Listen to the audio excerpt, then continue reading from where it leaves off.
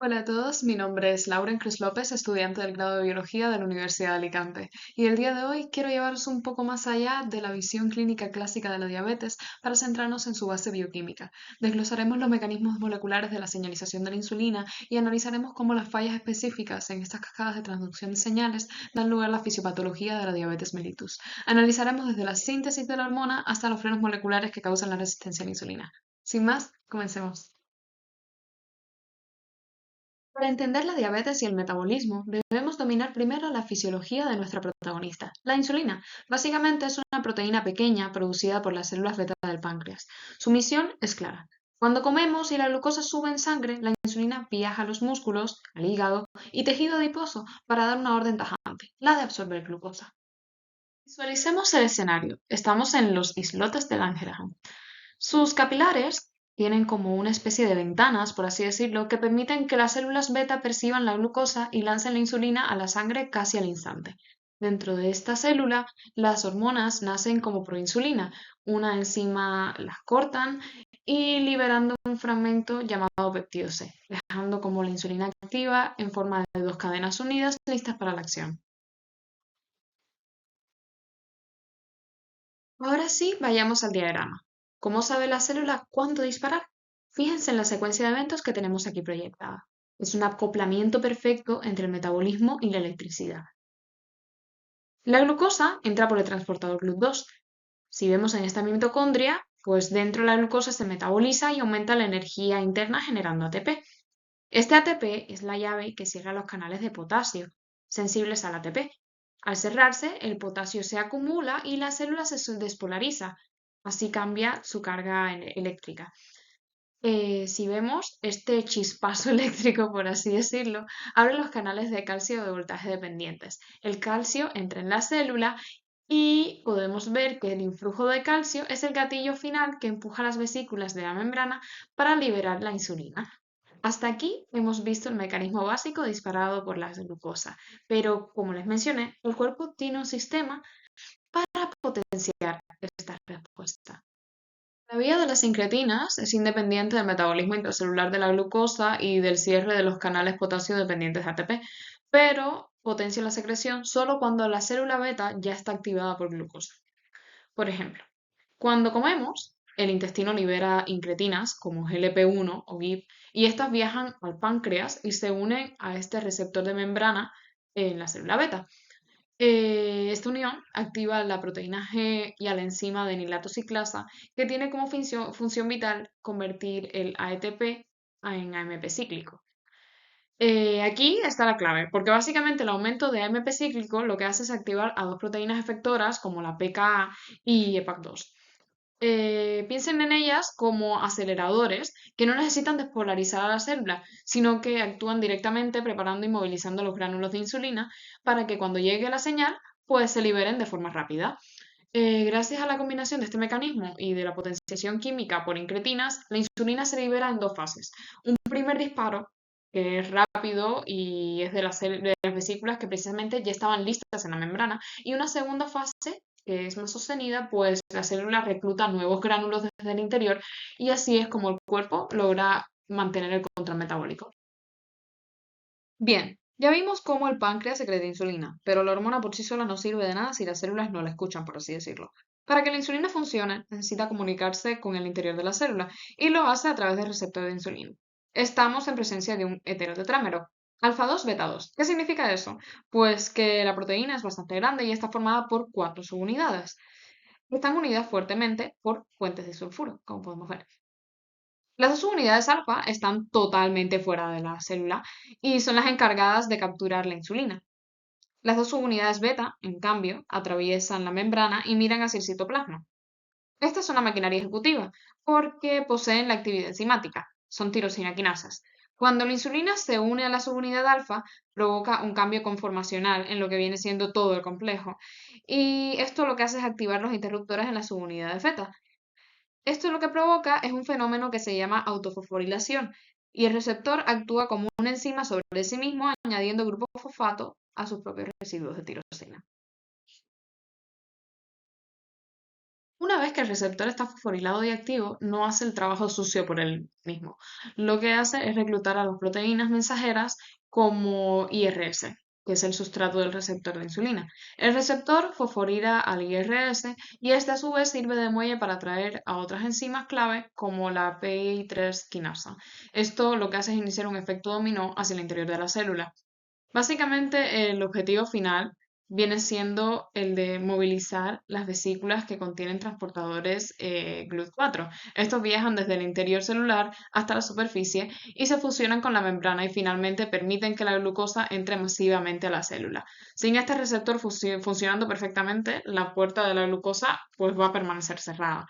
Si queremos verlo de una manera más sencilla, digamos que la insulina lo que hace es tocar el timbre en las unidades alfa y el receptor se enciende a sí mismo en las unidades beta, causando la autofosforilación.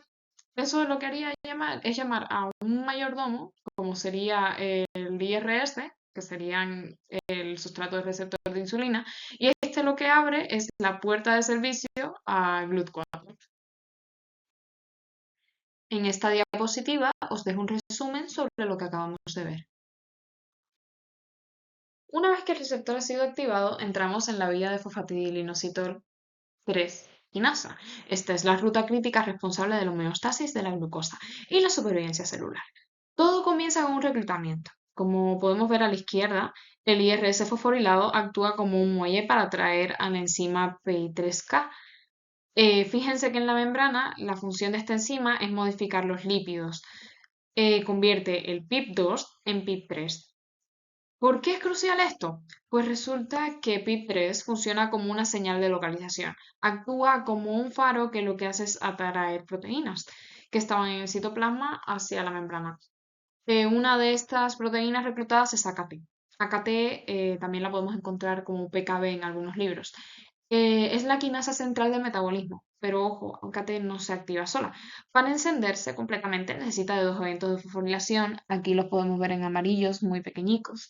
Y uno de ellos es el de la treonina 308, perdón, realizado por la enzima PDK1, que también fue reclutada por la PI3. Otra crucial, la serina 473, realizada por el complejo mTOR, que en este diagrama lo podemos ver como PDK2. ¿Qué es lo que hace AKT una vez activa? Pues lo que hace es orquestar múltiples respuestas simultáneas, como podemos ver en GSK3, que normalmente lo que impide es fabricar glucógeno. Pues al fosforilarla, AKT lo que hace es inactivarla, permitiendo que que la glucógeno sintasa se encienda y pues lo que hacemos es guardar energía básicamente. Otra de las vías es la de FOX, aquí, ¿veis? FOXO1, que lo que hace es que la gluconeogénesis, en este caso, AKT entra al núcleo y fosforila el factor de transcripción de FOXO1, sacándolo del núcleo y esto lo que hace es apagar los genes que producen glucosa en el hígado. Básicamente le dice al hígado, ya tenemos azúcar, así que deja de fabricar más. Entonces, otra cosa que podemos ver es la síntesis de proteínas, en este caso en mTOR, que lo que hace es activar la vía promoviendo el crecimiento celular. Por el efecto más famoso es el de la captación de glucosa. Por ende, la liberación de vesículas que contienen GLUT4, como veíamos anteriormente. Y finalmente, debe haber un freno. Existen reguladores negativos, como algunas fosfatasas, que lo que hacen es revertir la señal eliminando PIP3 de la membrana y eso lo que asegura es que la respuesta a la insulina sea temporal, controlada, precisa y sin este control básicamente tendríamos un crecimiento celular pues desmedido.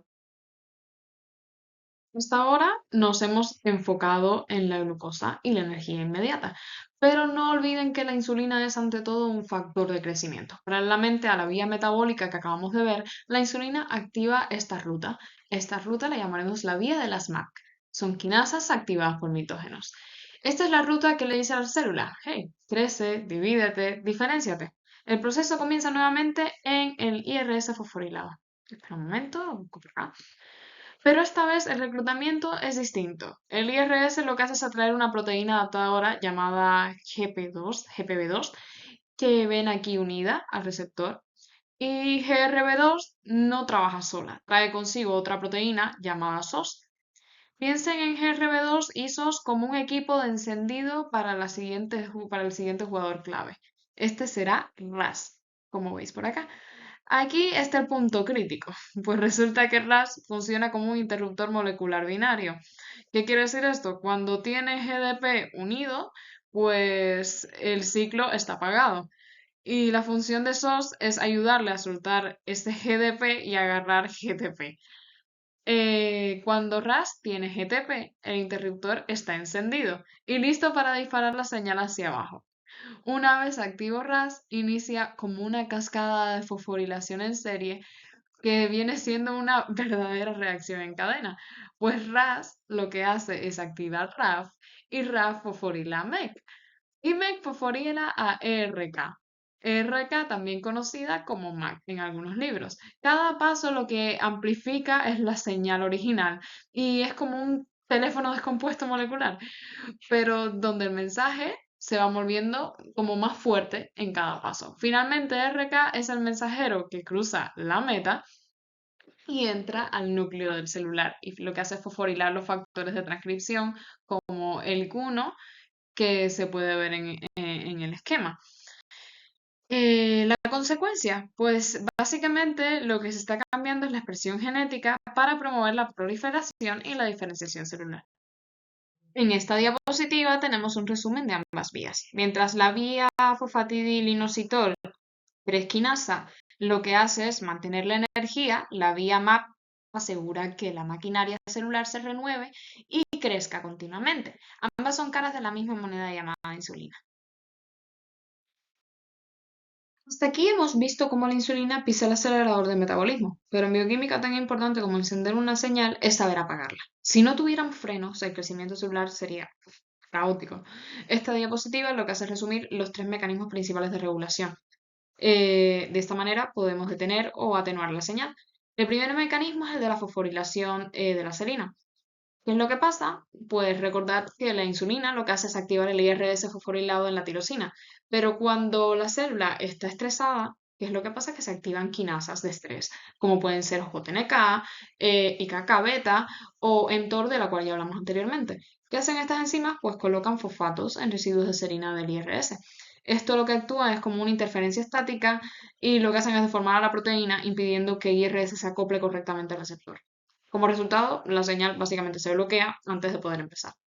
El segundo mecanismo sí que es un poco más directo, pues el de la acción de las fosfatasas y pensemos en ellas como tijeras moleculares. Básicamente lo que hacen es cortar los grupos fosfatos que activan la vía. Tenemos a PTP1B y ¿qué es lo que hace? Pues lo que hace es desfosforilar directamente al receptor apagándolo. Por otro lado, sí que tenemos a APTEN, que es una enzima crítica que lo que hace es revertir el paso de membrana.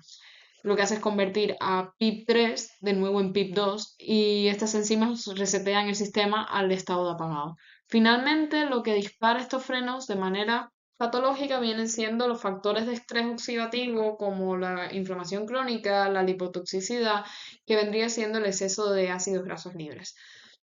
Esto lo que hace es activar las quinasas y fosfatasas que acabamos de ver y se conoce como resistencia a la insulina. Es como una es como que la maquinaria está ahí, pero la insulina llega y estos mecanismos inhibitorios lo que hacen es impedir que la puerta se abra para que entre. El exceso de grasa y la inflamación activa los frenos, serina y fosfatasa. Y en resumen, lo que hacen es que la célula se vuelva sola a la insulina, por así decirlo. Pasemos ahora de la resistencia a la ausencia. En la diabetes tipo 1 no estamos ante un problema de recepción, sino ante un fallo en la fuente. Como vemos en el título de nuestra diapositiva, aquí la señal está ausente. ¿Por qué ocurre esto? Pues la etiología viene siendo como una destrucción autoinmune selectiva. El sistema inmune comete un error de identificación fatal, y es que los linfocitos T citotóxicos infiltran los islotes pancreáticos y ejecutan a las células beta utilizando citocinas inflamatorias como TNF-alfa o el interferón gamma. Es una demolición sistemática de la fábrica de insulina y a menudo pues está marcada por la aparición de autoanticuerpos. Fíjense que en el esquema gráfico que tenemos acá, perdón, así, la primera célula como vemos aquí, podemos observar que faltan triángulos morados. Los triángulos morados serían la insulina. El receptor permanece en su conformación inactiva y no hay un cambio conformacional. No hay fosforilación de IRS ni activación siquiera de fosfatidilinositol 3 quinasa o AKT. Lo más crítico es que las vesículas de GLUT4 nunca reciben la orden de salir y aunque la sangre esté saturada de glucosa, o sea, que hay una hiperglucemia severa, la célula no puede captarla. Pero la catástrofe no termina ahí. Recuerden que la insulina también frena la degradación de grasas y sin insulina se desata una lipólisis descontrolada. Las células grasas liberan como ácidos grasos al torrente sanguíneo de forma masiva y entonces el hígado toma estos ácidos grasos y los convierte en cuerpos cetónicos, acidificando la sangre. Esto nos lleva a la cetoacidosis, que viene siendo una emergencia médica que pone en riesgo la vida del paciente. En conclusión, sin la llave o sea, la insulina, la puerta no se abre y la casa básicamente se quema por la cetoacidosis. Por eso, la única terapia posible en esta situación es insulina exógena de por vida en los pacientes de diabetes tipo 1. Finalmente llegamos al escenario más complejo y prevalente, y es que la diabetes tipo 2, a diferencia de la tipo 1, donde sí que no había ni siquiera señal, tenemos un problema de comunicación y agotamiento. Es una patología básicamente que se divide en dos. Digamos que en la primera, en el lado izquierdo de la diapositiva, como podemos ver, tenemos una resistencia a la insulina. La insulina llega, pero la maquinaria celular pues está bloqueada. Y la inhibición del IRS, como vimos antes, es la fosforilación en serina, que al desacoplar el receptor de la vía fosfatidinosidol 3 quinasa, lo que hacía era cambiar la cerradura para que básicamente pues la llave ni pudiese girar, por así decirlo. La lipotoxicidad, recordemos que es un concepto clave ya que es el exceso de lípidos intracelulares como DAG y ceramidas, que lo que hacen es activar a la PKC y este enzima lo que hace es inhibir directamente la transducción. Literalmente la grasa está intoxicando la señalización. La inflamación, pues sí que el tejido adiposo lo que hace es liberar citocinas inflamatorias como TNF-alfa o IL-6, que lo que hacen es reclutar a JNK para degradar el IRS. Es un estado de inflamación crónica, pues la verdad es que de bajo grado, pero bueno, ahora, ¿cómo responde el páncreas a esto? Pues básicamente lo que hace es que al principio trabaja más duro y es lo que llamamos hiperinsulinemia. No sé si lo habréis escuchado antes, pero esto tiene como un coste metabólico altísimo. Como vemos a la derecha de la diapositiva, el estrés celular y el fallo beta, la célula beta no puede correr un maratón eternamente. Hay estrés oxidativo mitocondrial, hay una sobreproducción de energía que lo que hace es generar especies reactivas de oxígeno que lo que hacen es dañar la célula desde adentro.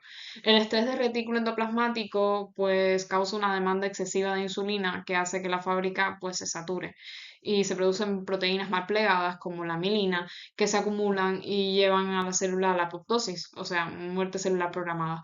El resultado final es un círculo vicioso básicamente en donde la resistencia periférica lo que hace es obligar al páncreas a quemarse y cuando la célula beta pues falla aparece la hiperglucemia crónica irreversible. La diabetes tipo 2 es, por tanto, como una historia de una resistencia que termina en agotamiento. Si la vía principal de la insulina está bloqueada por la resistencia, pues ¿qué opciones nos quedan? Afortunadamente la célula tiene una puerta de emergencia para captar glucosa y es la enzima AMP. Imaginen que la AMP es como un sensor de batería baja de nuestra célula. Normalmente se enciende cuando hacemos ejercicio o estamos en condiciones de ayuna y nos falta energía. Lo maravilloso es que cuando esta alarma suena, la célula mete glucosa, transloca GLUT4 y no necesita permiso de la insulina. Es una vía totalmente independiente. Y aquí es donde entra la estrella de la farmacología y es la metformina.